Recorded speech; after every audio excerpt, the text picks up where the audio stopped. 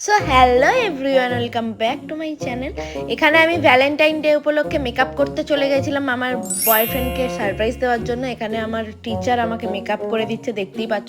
আমার নাকটা তো পকোড়ার মতো, তাই বলেছিলাম সার্ফ যাতে একদম টিকালো লাগে সেরকম করে দিতে। যেমন বলা তেমনই কাজ, দিদি সেটাই করে দিল।